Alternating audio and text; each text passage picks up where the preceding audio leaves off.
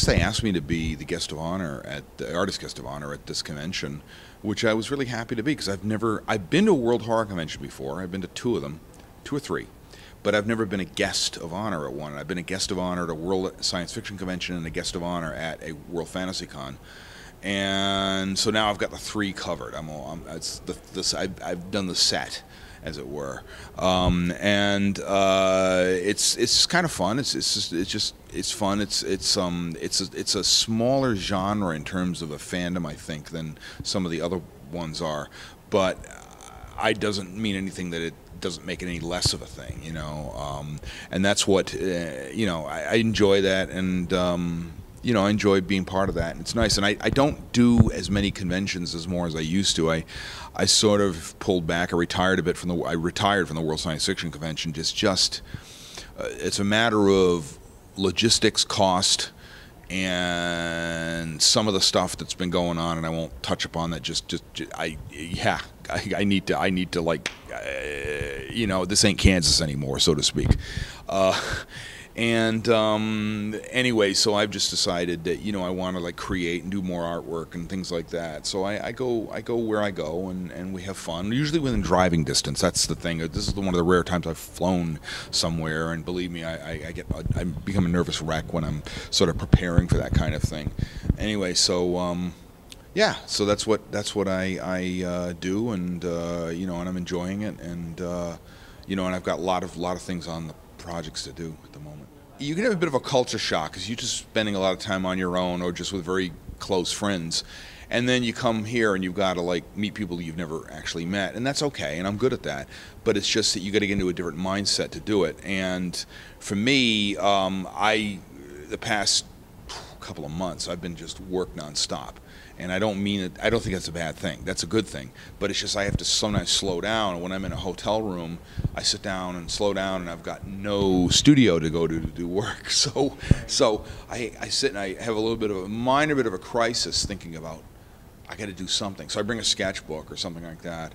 And then there's other times, it's like my wife points out, that it's just good to not do anything. You just sit and just vegetate or watch TV or rest or sleep late or whatever, and these are things that luxuries that sometimes we don't always get at home, because we're always kind of never-ending errand list, or we're something's got to be sent out, or something's got to be packaged up, or a deadline's got to be finished, and so on. And then it really gets you into a mindset where you're racing all the time, and the adrenaline's always going, and tension headaches and all kinds of stuff. So I look at the stuff that I love. It's all about what I love. It's all about the genre. It's all about, for me, painting is it's like my church, going into a painting and looking at an art museum or something like that, these great masterworks of paintings, and think to myself, well, someday I might touch the hem of that, we'll see.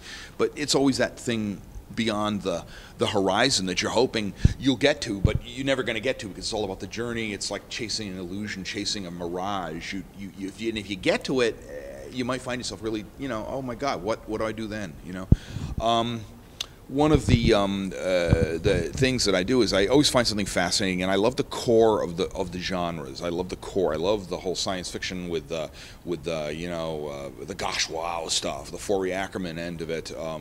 I love the horror because I love classic horror movies like giant, like the Universal monster movies, and I love the giant monster movies genre and stuff like that.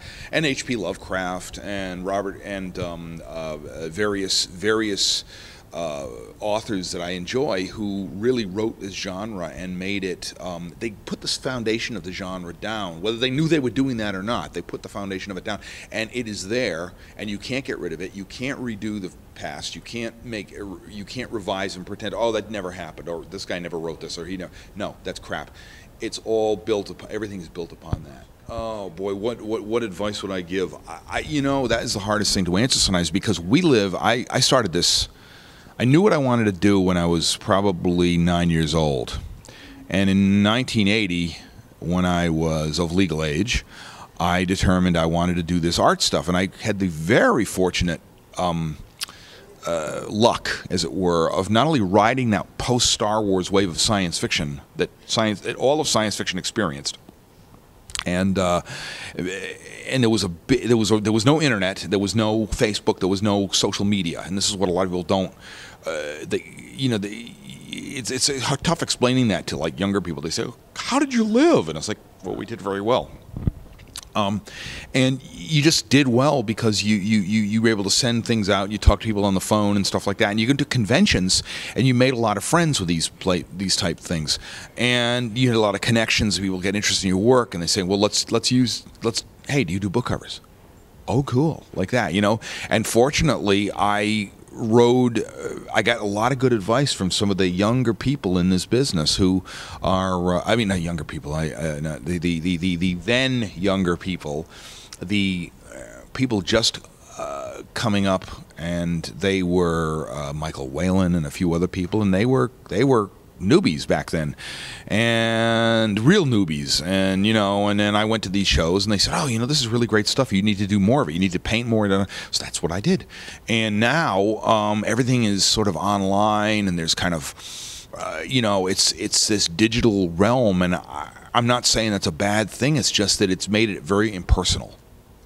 And back then, I had the luck of being able to connect with personally with a genre. I was able to go into a major genre convention, and there were legends in there. They were like, major authors. I was a guest of honor. One of my first guest of honors was with Robert Bloch. And that was in 1986. And he and I got on like a house on fire. We just hit it off perfectly. Same sense of humor, same I'm thinking, I'm just joking around with this guy, talking to him and having these great, and he's coming out with these droll comments about everything. And I'm thinking, this is the guy that wrote Psycho, like that, and then later I corresponded with him.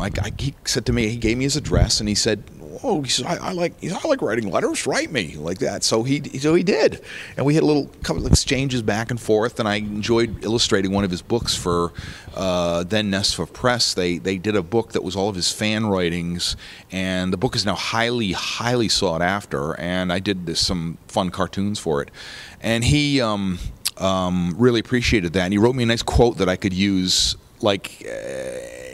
For infinity and beyond, for if I needed it for promotion or whatever. And he's just this great guy, and he was totally unpretentious, totally down to earth, and like one of the last of the generation who were like Ray Bradbury and these great authors that wrote.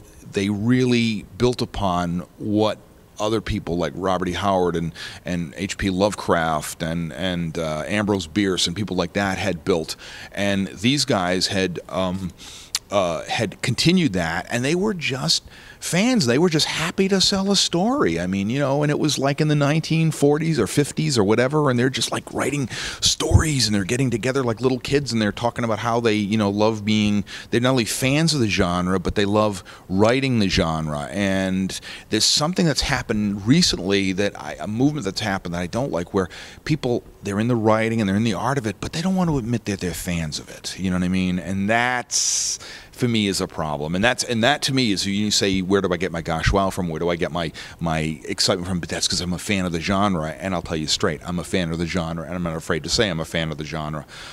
Some people would even call me a geek, but that's okay. But I still do the professional thing where I go out and I sell my work and show my work off, and not afraid to say, people, they get afraid to say that they like something. They think there's this new thing now. The cynicism now is like, it's so cool to say you don't like something, No. And you really do like something. You really do like it's funny. Like, I talk to a lot of people, like, when they come up and they're like, "God, I love the Godzilla movies. I love the Godzilla movies. Those are great. I used to watch those as a kid. I love those Godzilla, and I love your enthusiasm about them and all that." And you find out, and I'm talking to people whose names you would not, like, real big names, who will say, "I love those films," but they don't come out and say it. And I come out and I say it. So there you go. I love it. That's great. There you go.